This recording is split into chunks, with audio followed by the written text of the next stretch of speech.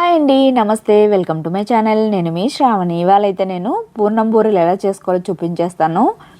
ఈ రెసిపీ అయితే అందరికీ తెలిసిన రెసిపీనే, కాకపోతే కొన్ని టిప్స్తో మంచిగా కలర్ఫుల్గా, అవుటర్ లేయర్ క్రిస్పీగా, చాలా ఫ్లఫీగా ఎలా చేసుకోవాలో చూపించేస్తాను. కాస్త సింపుల్ ప్రాసెస్లో అయితే ఎలా చేసుకోవాలో చూపించేస్తాను. ముందుగా అయితే 2 కప్పులు అయితే శనగపప్పు తీసుకొని వాష్ చేసుకొని నానబెట్టేసుకున్నాను.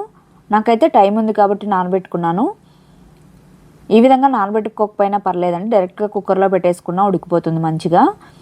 తర్వాత అయితే అదే కప్పుతో 1 కప్పు మినపప్పును కూడా నా పక్కన నానబెట్టేసుకున్నాను ముందుగానే.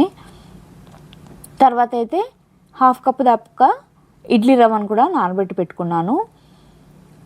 తర్వాత ఇక్కడ పప్పు కూడా మంచిగా నానిపోయింది. వాటర్ అన్నీ వంపేసి 2.5 కప్పుల దాకా వాటర్ అయితే వేసుకున్నాను. 2 కప్పులు తీసుకున్నామండి శనగపప్పు అయితే. 2.5 కప్పుల దాకా నీళ్ళు తీసుకున్నామంటే సరిపోతుంది. దాన్ని అయితే మీడియం ఫ్లేమ్లో పెట్టుకొని 3 to 4 విజిల్స్ వచ్చేంత వరకు కుక్ చేసుకుంటే సరిపోతుంది. తర్వాత అయితే మరొక బౌల్ తీసుకొని 1 కప్పు బియ్యపిండిని తీసుకొని 1 కప్పు వాటర్ వేసుకొని మంచిగా మిక్స్ చేసి పక్కన పెట్టేసుకున్నాను. తర్వాత ఇక్కడ నేను మినపప్పు అలానే శనగపప్పు మనం నానబెట్టుకున్నాం కదా, అందులోంచి 1 స్పూన్ తీసుకున్నాను. ఈ విధంగా శనగపప్పు వేయడం వల్ల మంచిగా కలర్ అయితే పర్ఫెక్ట్గా వస్తాయి. దోశలకు కూడా ఈ విధంగా వేసుకోండి, మంచిగా కలర్ఫుల్గా ఉంటుంది. దాన్ని కూడా వేసేసుకొని మిక్సీలోకి ముందుగా అయితే వాటర్ వేయకుండా మిక్సీ పట్టుకొని తర్వాత కొద్దిగా వాటర్ వేసుకొని ఈ విధంగా అయితే సాఫ్ట్గా మిక్సీ పట్టేసుకోవాలి. చూసారు కదా ఎంత ఫ్లఫీగా ఉందో.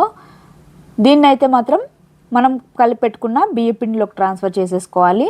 అలానే ఇడ్లీ రవ్వను కూడా ఈ విధంగా వాటర్ మొత్తం పిండేసుకొని వేసేసుకొని మొత్తం మిక్స్ చేసేసుకోవాలి. మంచిగా చేతితో బీట్ చేసుకుంటూ ఈ విధంగా మిక్స్ చేసుకున్న తర్వాత కొద్దిగా సాల్ట్ వేసుకోవాలి.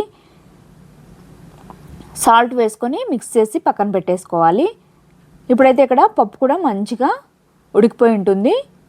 చూసారు కదా ఎంత సాఫ్ట్గా ఉంది. ఈ విధంగా ఉడికాక వాటర్ అయితే ఏమి ఉండదండి. ఒకవేళ కాస్త వాటర్ ఉన్నట్టయితే వాటిని అయితే వంపేసుకొని అందులోకే 2 కప్పుల దాకా బెల్లం వేసుకుంటున్నాను. స్వీట్ అయితే పర్ఫెక్ట్గా సరిపోతుంది. ఇంకా మరీ స్వీట్ తినే వాళ్ళైతే 1/2 కప్పు వేసుకోండి. అందులోనే కొద్దిగా నెయ్యి, ఇలాచి పౌడర్ వేసేసుకొని మిక్స్ చేసుకుంటూ మంటను సిమ్లో ఉంచుకొని మంచిగా కలుపుతూ ఉండాలి, లేదంటే అడుగంటేస్తుంది. ఈ విధంగా మిక్స్ చేసుకుంటూ ఉండాలి. అది కాస్త దగ్గర పడేంత వరకు మనం ఈ విధంగా గరిటెతో తిప్పుతున్నప్పుడు చూసారు కదా ఈ విధంగా సెపరేట్ అవ్వాలి. ఇప్పుడైతే స్టవ్ ఆపేసుకొని దీన్ని అయితే చల్లార్చుకోవాలి. దీన్ని మరీ సపరేట్గా మిక్సీ పట్టాల్సిన పని లేదండి. ఈ విధంగా వెడల్పాటి ప్లేట్ తీసుకొని ఇందులోకైతే మొత్తం ఈవెన్గా స్ప్రెడ్ చేసుకున్నామంటే త్వరగా చల్లారిపోతుంది ఈజీగా.